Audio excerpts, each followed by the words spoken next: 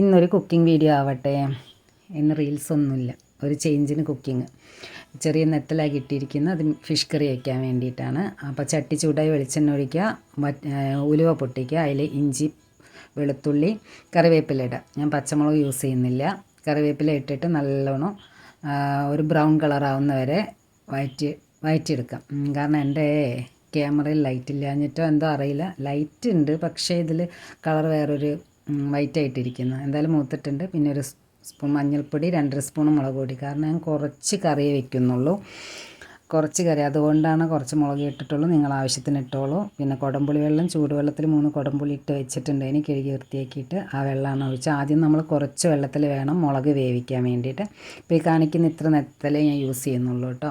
മുളക് ആദ്യം കുറച്ച് വെള്ളത്തിൽ വെന്തതിന് ശേഷം മാത്രമേ നമ്മൾ ആവശ്യത്തിന് വെള്ളം പിന്നെ ചൂടുവെള്ളം ഒഴിച്ച് കൊടുക്കാൻ പാടുള്ളൂ. എന്നിട്ട് ഈ തിളയ്ക്കുന്നതിലേക്ക് ഞാനൊരു പീസ് തക്കാളി ഇടുന്നുണ്ട്. കാരണം ഈ കറിക്ക് നെത്തലാകുമ്പോൾ അധികം കട്ടി ഉണ്ടാവത്തില്ലല്ലോ. അപ്പോൾ അതുകൊണ്ട് നമ്മൾ തക്കാളി കൂടി ഇടുമ്പോൾ ഒരു തിക്ക് ഗ്രേവി ആയിട്ട് കിട്ടും. അതിനാണ് ഞാൻ ചെറിയൊരു മീഡിയം സൈസ് തക്കാളി എടുത്തിട്ട് ഇട്ടത്. പിന്നെന്താ, ആവശ്യത്തിന് നമ്മൾ വെള്ളം ഒഴിച്ച് കൊടുക്കുകയാണ്. മുളകൊക്കെ വെന്ത് മുകളിൽ തെളിയണേ. അപ്പം കുറച്ച് കല്ലുപ്പ് ഇടുന്നുണ്ട്.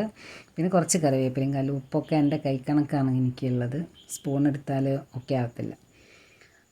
അപ്പോൾ അത് നല്ലോണം തിളയ്ക്കുന്ന സമയത്ത് നമ്മൾ ഓൾറെഡി മുളക് വെന്തത് കൊണ്ട് നമ്മളെന്താണ് പിന്നെ വേവിക്കേണ്ട ആവശ്യമില്ല. പിന്നെ നെത്തലിടുക. നെത്തലധികം തിളച്ച് മറയാനൊന്നും കാത്തിരിക്കേണ്ട, കാരണം അതങ്ങോട്ട് അവസാനം മുള്ളേ കിട്ടലുണ്ടാവുള്ളൂ. അതുകൊണ്ട് ഒന്ന് തിളയ്ക്കുന്ന സമയത്ത് തന്നെ നമ്മൾ നോക്കുക, അധികം തിളച്ചതാവരുത്. ഒന്ന് ചട്ടി എടുത്തിട്ടൊന്ന് ചുഴറ്റുക എന്നൊക്കെ പറയും, ഇനി അവിടെ എന്താ പറയുക അറിയില്ല. അത് എന്നിട്ട് നല്ലോണം തിളച്ച് കഴിയുമ്പോൾ നമ്മൾ ഗ്യാസ് ഓഫ് ചെയ്യുന്നു.